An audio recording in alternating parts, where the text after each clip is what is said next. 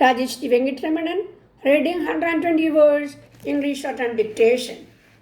Please subscribe, like, comments, and share to your friends. I think you are all writing my outlines and transcribe into English. Okay. The development thrust of the government of Karnataka, as spelled out by Chief Minister Ramakrishna Hegde, covers three areas: irrigation and rural development, power and industrial development, and social welfare. In terms of development logic, this action program sounds eminently meaningful. In the context of current national endeavor to modernize the economy, the state's planned efforts to create a sound development base at the grassroots level make sense. It is also logical to expect that the massive investment made on irrigation should lead to higher agricultural production, create conditions for raising employment opportunities in the rural sector, and bring about a favorable climate conducive for stepping up industrial output. Statistical data, however, show that the quantum of irrigation potential created and the quantum of benefit realized as a result are yet lower than all India average. In other words, the enhanced irrigation potential has not been fully exploited since the intensity of cropping and the land use made are still far behind the national average. Even so, it can be argued that compared with earlier plan periods, there has been quantifiable rise in the area of cultivation and increase in land use, and it is anticipated that an improved level of performance would be possible during the 7th plan period. At the same time, it is unlikely that the full benefit of the higher irrigation potential created would become available in a shorter period, since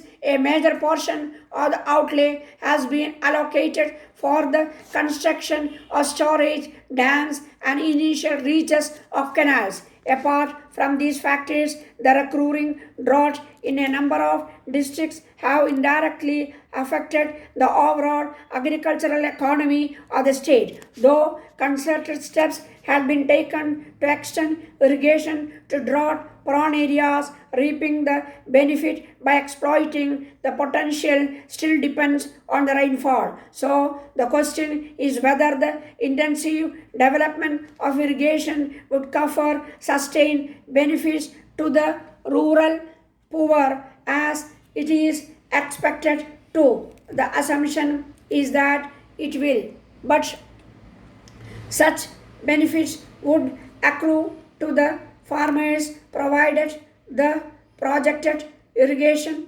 facilities help boost employment potential in the agricultural and allied sectors, and water flows to small holdings. A dimensional growth in employment in the agricultural sector depends particularly on the cropping pattern adopted and the proportionate rise in the wages of the landless laborer. More significantly, the benefit of irrigation expected to accrue to marginal and small landholders would have some meaning if the small farmers are able to hold on their lands. Any success achieved on the irrigation front should be measured only in terms of utilization of the potential created, the commensurate rise in production, and the creation of employment in the rural sector. While rural development would mean positive creation of assets and upgradation of the quality of life of all the sections of the rural community. The much published poverty alleviation program in general have proved to be mere firefighting exercises. It is generally an accepted fact that rural employment programs in most of the states are tailored to provide temporary relief to those who are below the subsistence level. The state can claim credit in implementing the 20-point program fairly well as compared to a few other states. The productive use of funds and the generation of jobs in the rural areas have certainly paid dividing ends. Dear sir, your letter addressed to all the workers of this company has encouraged me to write to you. The suggestion that we must to you any ideas that we may have for the improvement of our working conditions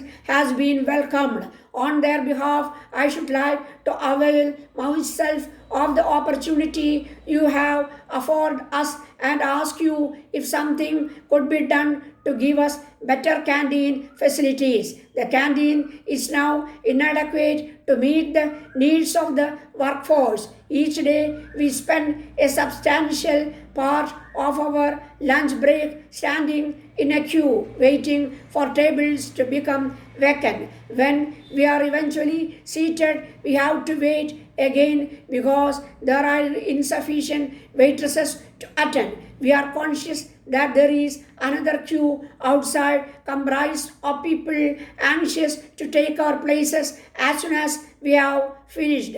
If something cannot be done to improve this state of affairs, may I suggest that seating be supplied outside the canteen so that those who are waiting will be able to sit down and relax. I am sure you will not regard this letter as being in the nature of a complaint. We are all very appreciative of the fact that the company has provided a canteen for us. We feel that our lunch break would be a greater benefit if we could spend it in a more restful manner.